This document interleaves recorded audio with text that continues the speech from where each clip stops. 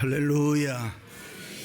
빌 클린턴 대통령 행정부에서 최초로 여성 국무장관을 지낸 매들린 울브라이트가 결혼생활 23년째 되었을 때에 남편으로부터 디보스하자고 헤어지자는 통보를 받습니다. 나는 당신보다 더 젊고 예쁜 여자를 사랑하고 있어. 그렇게 말한 남편은 짐을 싸서 떠났다고 합니다. 23년을 함께 살았던 남편이 갑자기 떠났을 때 그 빈 공간을 채우기가 쉽지 않았다. 그 충격은 오래도록 이 착하고 듬직한 여성을 바보로 만들었다고 합니다. 그러던 어느 날 한 친구로부터 매들린, 당신은 모든 것을 다 가졌잖아요. 그 비결이 뭡니까? 멍하니 졸다가 찬물을 뒤집어 쓴 기분이었다.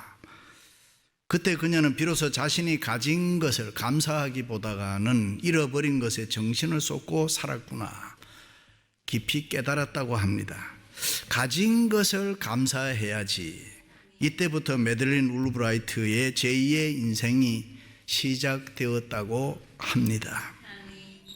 사람이 살아가는데 항상 좋은 일만 있지를 않습니다. 여러 가지 어려운 고난과 고통, 시련과 유혹이 있습니다. 예수 그리스도를 믿으면, 교회를 열심히 다니면서 충성을 하면 모든 일이 잘 되느냐? 그렇지 않을 때도 있습니다. 오히려 어려운 일을 더 많이 만날 수도 있습니다. 마치 그리스 신화에 나오는 헤라클레스가 괴물 히드라와 싸울 때에 히드라의 머리를 자르면은 또 하나 머리가 생겨나고, 또 자르면은 또 하나 생겨나고, 끝없는 싸움의 연속입니다. 우리네 인생살이가 그렇지 않습니까? 인생의 힘들고 어려운 문제, 고통과 고난, 여러 가지 세상의 유혹은 끊임없이 우리를 찾아옵니다. 그러나 믿음으로 사는 우리 크리스찬들은 아무리 힘들고 어려워도 낙심하거나 좌절하지 말아야 합니다. 힘들고 어려운 때일수록 크리스찬답게, 하나님의 자녀답게 살아야 합니다. 인생의 목적을 다시 한번 정리해서 믿음으로 용기를 가지고 살아야 됩니다. 우리 믿는, 예수 믿는 우리들은 하나님 앞에서 세상과 구별되도록 자신을 똑바로 세우고 살아야 됩니다. 믿으시면 아멘. 일찍이 미가 선지자처럼 마음을 굳게 해서 오직 나는 여호와의 영으로 충만하여 능력과 정의와 용기로 살리라. 오직 나는 여호와를 우러러보며 우리 하나님 여호와의 이름을 의지하여 영원토록 살리라. 할렐루야. 기원전 470년경 이스라엘 민족은 바벨론이 침략에 의해서 멸망을 당했습니다. 그때 수많은 지도자들과 백성들이 바벨론의 포로로 끌려갔습니다. 그들은 그 후에 바벨론이 멸망하고 페르시아 제국이 건국될 때까지 그곳에 머물러 살았습니다. 그들 중에는 포로로 잡혀갔지만 머리가 좋고 재능이 뛰어나서 페르시아 제국에서 높은 관직을 한 사람들이 많이 있었습니다. 그 중에 한 사람이 느헤미야입니다. 느헤미야는 그 당시 페르시아 아닥사스다 왕으로부터 사랑을 많이 받고 인정을 받았습니다. 그래서 황폐한 조국의 예루살렘 성곽을 수축하도록 허락을 받고 새로운 국가 건설의 선구자 역할을 하게 되는 것입니다. 그 당시 이스라엘의 모습은 너무나 비참했습니다. 오랫동안 지도자 없이 사회는 무질서하고 부패했습니다. 이스라엘 주변에는 아수르와 블레셋 등 강대국들이 있어서 시시때때로 이스라엘을 침략하고 괴롭혔습니다. 이스라엘 백성들은 소망 없이 그저 하루하루를 힘없이 살고 있었습니다. 그런 때에, 그런 분위기에서 예루살렘 성 재건을 추진한다는 것은 너무나도 힘들고 어려운 일이 많이 있었습니다. 그러나 느헤미야는 하나님의 자녀 크리스찬답게 믿음과 용기를 가지고 백성들, 실망하고 낙심하고 있는 이 백성들을 설득했습니다. 그리고 백성들의 마음을 하나로 묶어서 조국 재건, 예루살렘 성을 건축하게 되는 것입니다. 할렐루야. 그런데 그때 예상했던 대로 핍박하고 박해하는 사람들이 많았습니다. 끝없이 싸움을 걸어왔고, 너가 그렇게 성을 지어서 내가 왕이 되려고 하는구나, 별별 소문을 다 냈습니다. 어떤 사람은 페르시아 아닥사스다 왕에게 투서를 보냈습니다. 지금 느헤미야가 당신에게 대항하려고 힘을 기르고 있습니다. 그러니까 당장 이 성을 쌓지 못하도록 하세요. 중상하고 모략했습니다.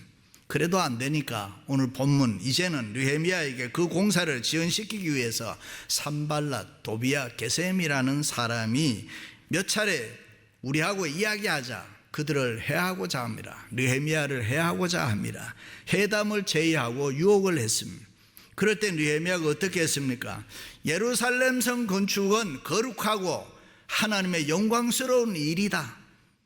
이 일을 방해하고 못하게 하는 것은 사단의 일이다.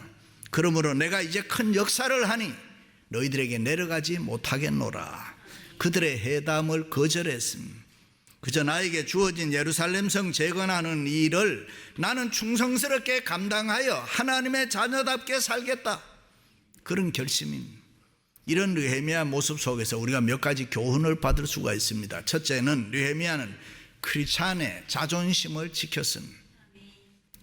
우리가 삶을 살다 보면은 큰일, 작은 일, 쉬운 일, 어려운 일, 해야 될 일, 하지 말아야 될 일, 여러 가지 일들을 만나게 됩니다. 그럴 때마다 우리는 느헤미야와 같이 하나님의 자녀, 크리스찬이라는 거 잊어버리면 안 되는 것입니다.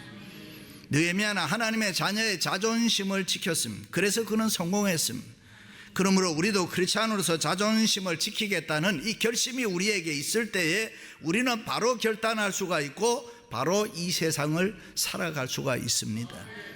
그렇습니다. 우리는 하나님의 자녀답게 디그니티가 있어야 됩니다. 하나님의 자녀라는 이 자존심 갖는 거 대단히 중요합니다.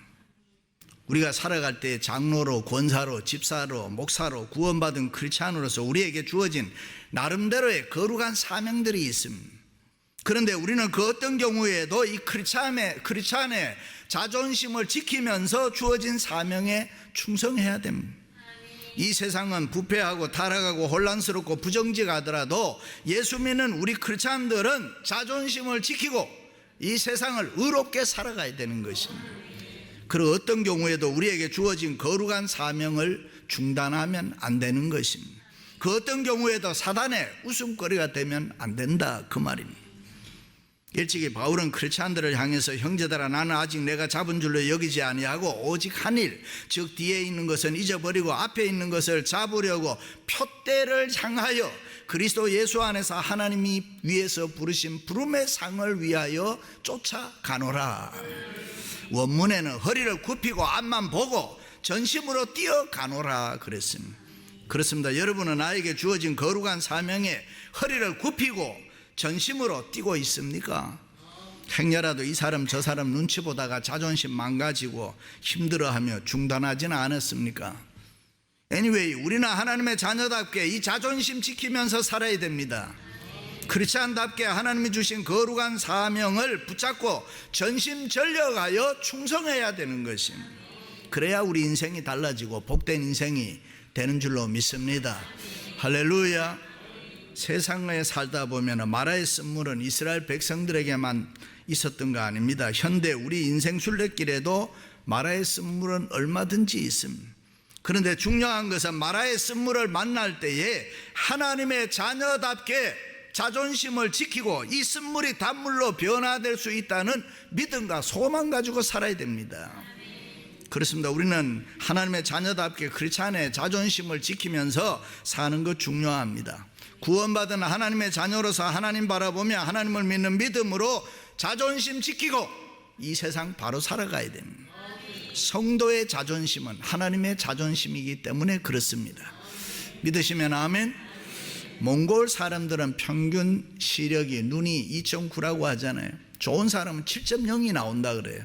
아주 대단한 거예요. 왜 그럴까? 그 사람들이 무슨 네온 사인이 있습니까? 그렇다고 책을 많이 봅니까? 딱 하나, 몽골은 어디를 가나 평원 지역이라 고개만 돌리면 언제나 지평선 바라본다. 늘 지평선을 바라보면서 시력 강화 운동을 하니까 그 눈이 그렇게 좋아졌다. 그렇습니다. 우리도 크리스찬답게 자존심을 지키며 주님 바라보며 경건하게 이 세상 살아가야 됩니다. 그래야 우리의 영적 눈이 밝아지는 것입니다. 우리에게 필요한 힘과 능력과 권세가 주어지는 것입니다. 내가 산을 향하여 눈을 들리라. 나의 도움이 어디서 올까? 나의 도움이 천지를 지으신 여호와에게서로다.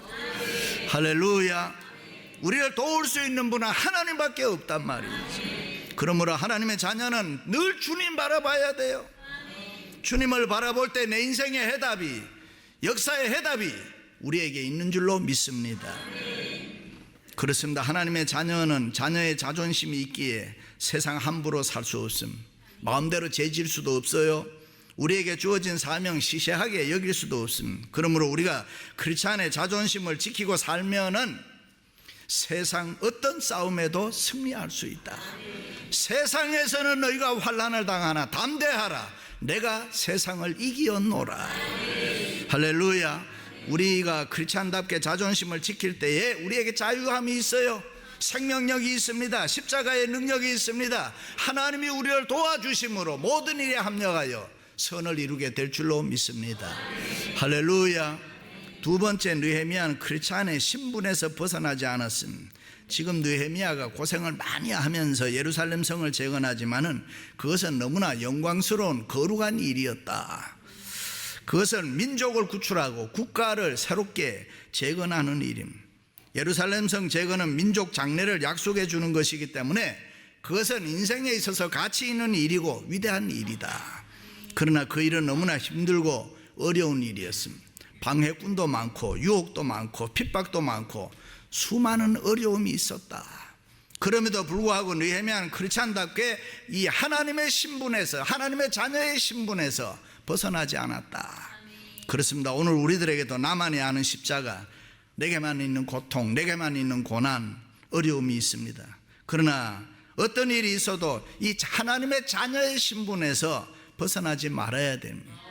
주어진 사명이 힘들다고 도망가서도 안 되는 것이고, 이왕이면 그것이 영광스러운 하나님의 뜻이 있는 일이라면은 하나님의 자녀답게 열심히 해내서 승리하는 것입니다. 교회를 위해 봉사할 때도 쉬운 길 가지 말고 어렵고 힘든 길 가는 겁니다.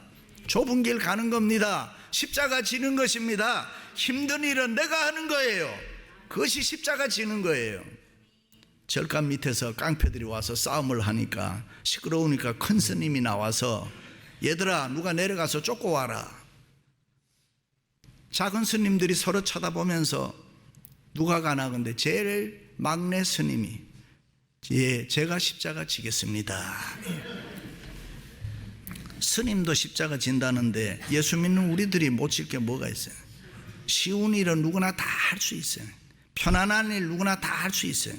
그러나 힘들고 어려운 일은 아무나 못해요. 하나님의 자녀답게 신분을 지키고 선택받은 사람만이 할 수가 있다. 믿습니까? 결혼 생활이라는 게 항상 장미꽃만 피우는 게 아니잖아요. 피천득 씨가 이야기한 대로 기저귀도 있고 설거지도 있다. 같이 살아보면 힘든 게 많아요. 그런데 우리 하나 꼭 기억하는, 우린 크리스찬입니다. 크리스찬답게 신분에서 벗어나지 않도록 잘 참아야 돼요. 그래야 주님의 뜻이 이루어집니다. 제가 십수년 전에 어떤 자동차를 타고 왔는데 어떤 자동차가 갑자기 확 내 앞으로 쫓아 들어와 가지고 너무 놀랐어요. 뭐 이런 사람이 있나, 어떻게 생긴 사람인가 한번 가보자 그래서 제가 앞으로 싹 달려가지고 옆에를 쳐다봤는데 이거 어떻게 해요? 우리 교인이에요. 순간 고개를 돌리고 식은 땀이 나오고 쫙 흐르고 얼마나 창피하고 부끄러운지, 내가 예수 믿는 사람인가, 내가 정말 크리스찬인가 고민 많이 했어요. 지금도 그때 생각하면 아찔함. 그 이후에 저는 자동차로 절대 시비하지 않습니다. 그렇습니다. 우리는 고귀하고 거룩한 하나님의 자녀들입니다. 참으로 참기 어려운 고통이 있어도 그거 피하지 말고 감당해야 됩니다. 십자가 지는 아픔이라고 해도 끝까지 하나님의 자녀의 신분에서 절대로 나는 벗어날 수 없다. 예수님께서도 부활의 영광을 누렸던 것은 십자가의 고통이 있었기 때문에, 십자가의 고난 고통은 너무나 힘들고 아팠습니다. 그러나 예수님께서 끝까지 참으시면서 테텔레스타이 다 이루었다. 마지막까지 그 고통이 하나님의 뜻이었기 때문에 하나님의 자녀의 신분에서 벗어나지 않았습니다. 그것이 승리요, 그것이 성공입니다. 할렐루야. 성공의 비결이란 책에 보면 자신의 소속을 남에게 보여주는 것이 성공의 지름길이다. 우리는 크리스찬이라는 것을 늘 자랑스럽게 생각해, 프라이드를 가져야 돼. 자신이 속해 있는 기관에 대해서 회의를 느끼는 사람은 절대로 성공할 수가 없다. 행복할 수도 없다. 그렇습니다. 우리에게 중요한 것은 하나님의 자녀, 우리 교회, 가정, 직장, 내 소속이 분명해야 됩니다. 바울은 나는 하나님의 종이다. 나를 충성되이 여기셔서 하나님이 내게 직분 맡기셨다. 그래서 나는 감사함으로 감당한다. 소속을 분명하게 했습니다. 아무리 좋은 환경에서도 아무리 좋은 대우를 받아도 마음이 떠나 있으면 매사가 괴롭습니다. 힘이 들고 이탈하게 됩니다. 그러므로 우리는 하나님의 자녀답게 이 크리스찬이라는 신분에 대해서 늘 즐거워하고 늘 감사해야 되는 거예요. 하나님의 자녀인 우리들은 무엇이든지 할 수 있습니다. 전능하신 하나님 아버지가 계시기 때문에. 할렐루야. 천민이라고 과거 시험에 나가지 않으려는 젊은이에게 이성계가 이런 말을 했다 그래요. 처음엔 그냥 땅이다. 걸으면 너가 길이 된다. 내가 걸어서 길을 내어라. 그렇습니다. 우리는 이 세상 살 때 하나님의 자녀의 신분을 지키고 늘 감사하면서 길을 내는 삶을 살아야 돼요. 할렐루야. 마지막으로 느헤미야는 크리스찬답게 세상과 타협하지 않았습니다. 느헤미야는 주어진 사명 예루살렘 성을 재건하면서 결코 나는 이 세상과 타협하지 않겠다. 세상과 타협하지 않는다는 말은 죄악과 타협하지 않는다는 말입니다.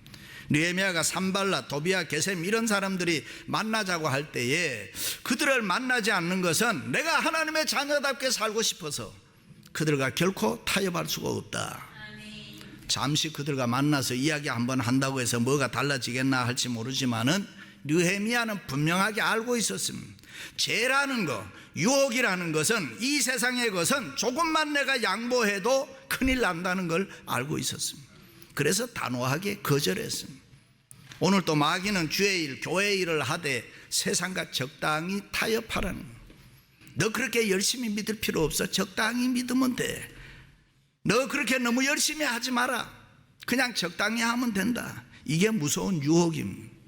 사람이 한꺼번에 타락하는 거 아니잖아요. 조금씩 양보하다가 조금씩 타협하다가 세상적으로 타락하고 죄를 짓게 되는 거예요. 주일 예배 한번 빠져보세요. 너무 괴롭고 힘듭니다. 그런데 한 달만 빠지면 느낌 없습니다. 11조 한번 떼먹어봐요. 힘들어요. 그런데 몇 번 안 해봐요. 거리낌 없습니다. 그러므로 성령 충만한 하나님의 자녀는 세상과 적당히 내가 세속되어 가는 자신을 보면은 깜짝 놀라야 되는 거예요. 내가 왜 이렇게 예수를 믿나? 예수님께서 광야에 시험 받을 때 사단이 와서 이랬으면 나에게 경배하라. 그러면 천하를 내게 주겠다. 그때 주님께서는 죄와 타협하고 세상과 타협하여서 천하를 얻은들 내게 무슨 소용이 있겠느냐? 단호하게 거절했습니다. 그렇습니다. 오늘날 이 세상 하나님의 뜻대로 살기가 너무 힘들어요. 세상의 유혹이 너무 많이 있어요. 그래서 이 세상과 더불어 죄와 적당히 타협하고 사는 게 예수 믿는 사람들에게도 보편화되어 있습니다. 양심이 마비돼 가고 있습니다. 화인 맞은 양심이 돼서 내가 이것이 옳은가 틀린가 분간도 잘 안 돼요. 그만큼 하나님의 자녀인 우리가 죄에 물들어져 있고 세상에 익숙해져 있는 것입니다. 요즘 하나님의 자녀들이 이 세상 사는 방법을 보면은 세상 사람들보다가 한술 더 뜨는 경우가 많아요.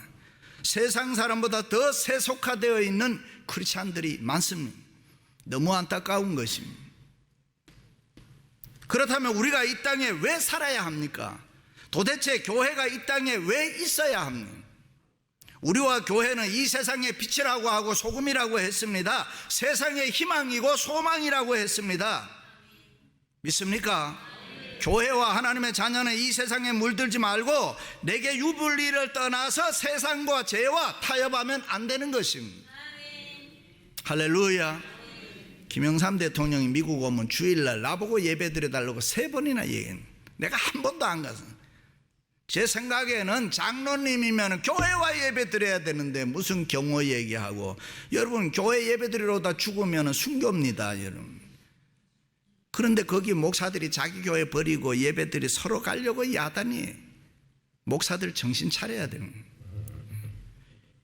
anyway, 우리가 이렇게 적당히 살아도 되는 겁니까? 그게 그저 좋은 게 좋은 겁니까? 아니잖아요. 우리는 하나님의 자녀답게 크리스찬답게 살아야 됩니다. 이 세상 잘못과 부조리와 부패와 타락과 싸울 때는 싸우는 것이 아름다운 것입니다. 세상을 거부할 때는 거부하는 것이 멋있는 거예요.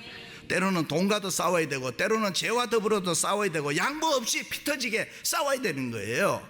그래서 성경은 우리에게 십자가 군병이라 그래요.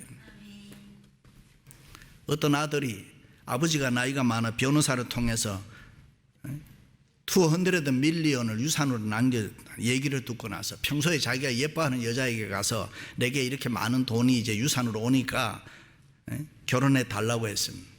그랬더니 그러느냐고 아버지 명함 하나 달라고 그래서 주었더니 뭐 얼마 뒤에 보니까 아버지의 와이프가 스텝마들이 돼 있더라는 거예요. 돈이 이렇게 무섭다니까. 엘리자베스 테일러는 결혼을 8번 했어요. 그 여자가 없는 데서는 무슨 여자가 결혼을 8번이나 하나.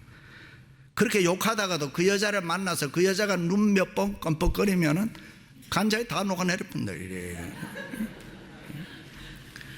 그래서 베드로는 근신하라 깨어라 너희 대적마귀가 우는 사자같이 삼킬 자를 두루 찾나니. 믿음으로 사는 하나님의 자녀들은 크리스찬답게 정신 차리고 살아야 돼요. 아무리 힘들고 어려워도 크리스찬답게 성경적으로 신앙적으로 살아야 돼요. 믿으시면 아멘. 느헤미야는 적당히 세상과 타협에 사는 거 몰랐을까요? 그러나 느헤미야는 크리스찬답게 결코 세상과 타협할 수 없다고 거절했습니다. 우리도 하나님의 자녀답게 세상과 타협하지 말아야 됩니다. 우리도 비겁하게 이 세상 살면 안 되는 것입니다. 왜냐하면 하나님의 자녀들이기 때문에. 사랑하는 성도 여러분, 느헤미야처럼 하나님의 자녀답게 자존심을 지키고 자녀의 신분에서 벗어나지 말고 세상과 타협하지 말고 크리스찬답게 살아가시기를 주님의 이름으로 축원합니다.